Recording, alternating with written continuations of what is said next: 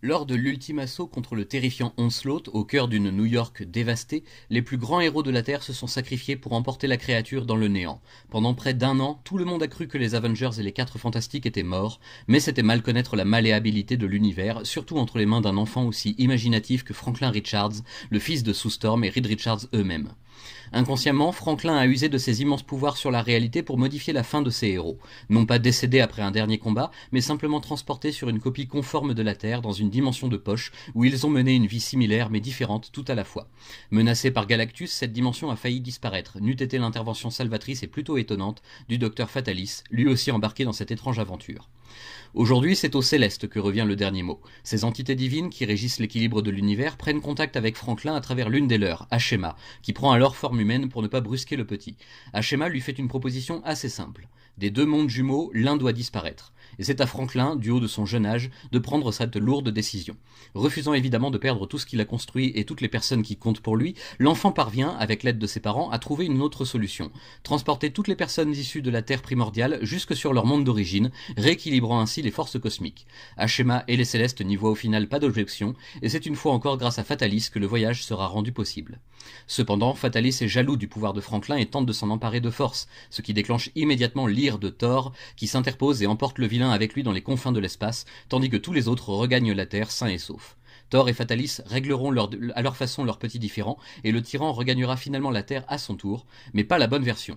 En effet, il est réapparu sur le monde créé par Franklin, désormais privé de ses plus grands héros et conscient en partie de n'être qu'une pâle copie de l'original. Un monde désespéré où les catastrophes naturelles et humaines s'enchaînent à un rythme affolant, un monde en perdition, un monde où régner, décide Fatalis.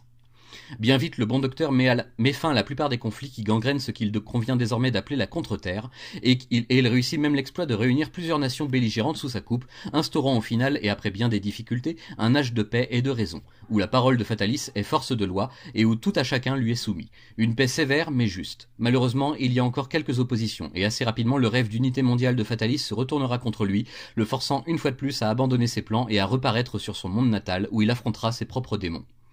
Le départ de Fatalis, dernier grand héros de la Contre-Terre, aurait pu signer la fin de tous ses habitants. Mais là encore, le destin fait bien les choses et assez nombreux seront les personnages hauts en couleur à venir visiter, au fil des ans, cette autre planète si semblable à la Terre. Certains n'y feront qu'une courte apparition, quand d'autres auront une influence majeure sur les peuples qu'ils croiseront. Tous, cependant, finiront par rentrer sur leur monde d'origine, et la Contre-Terre sera à chaque fois livrée à elle-même et à ses pires instincts. Onslaught en personne y fera son grand retour tant redouté, contraignant Franklin à se replonger à nouveau sur sa création involontaire et à faire un choix décisif. À plusieurs reprises, il sera question de la suppression pure et simple de la contre-terre pour régler tous les problèmes que son existence engendre, mais jamais cette extrémité ne sera atteinte. Voici l'histoire d'un monde créé par un enfant, pâle reflet de son foyer brisé, condamné à exister et à perdurer contre toute logique cosmique.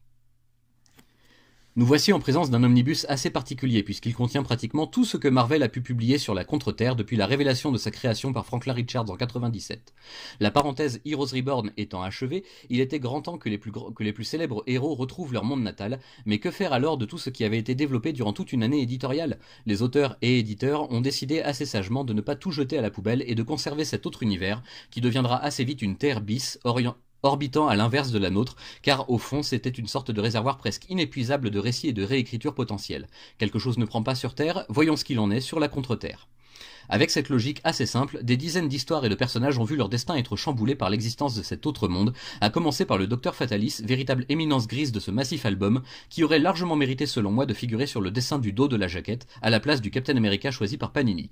En VO d'ailleurs, c'est la famille Richards qui orne le dos de l'omnibus. Fatalis aurait donc pu être un choix très logique de la part de Panini pour l'adaptation française, surtout vu sa quasi-omniprésence dans toutes les histoires recueillies ici. Mais les gens reconnaîtront plus facilement Captain America, l'icône, le symbole vivant, c'est plus vendeur, et tant pis si le personnage n'intervient vraiment que dans les 2 derniers arcs de l'album. C'était mon petit coup de gueule personnel, dû à la déception davantage qu'au manque de qualité. On en trouve d'ailleurs tout au long de cette lecture, des idées novatrices et d'autres sentant le réchauffer, mais toujours avec un angle différent de ce dont on a l'habitude. Je passe rapidement sur les chapitres de la série des Thunderbolts, car je les ai déjà chroniqués pour la majorité dans mon article VO sur le second omnibus qui leur est consacré, et au fond les actions du baron Helmut Zemo et de son équipe ne sont que l'écho de ce que le Docteur Fatalis a tenté de faire juste avant. De façon assez surprenante, on trouvera aussi des one-shots un peu barrés dans le style des épaves par exemple, une anti-équipe de héros absolument délirante qui ne va pas chercher bien loin et qui n'a pratiquement aucune réelle importance, sinon celle de vivre sur la contre-terre ou du moins dans l'imaginaire malade de ce monde.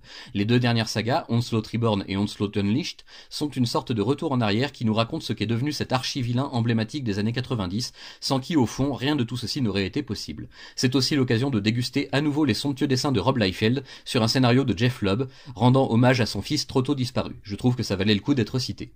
Enfin, j'aimerais me permettre une petite réflexion personnelle et légèrement philosophique sur cet omnibus et ce qu'il contient. Au fond, tout au fond, cette contre-terre, elle ressemble quand même pas mal à notre monde bien réel, vous ne trouvez pas? Aucun super-héros, des conflits incessants, des ressources qui s'épuisent, des catastrophes naturelles qui se multiplient et empirent de plus en plus, tout cela n'étant que le fruit d'un sinistre hasard universel.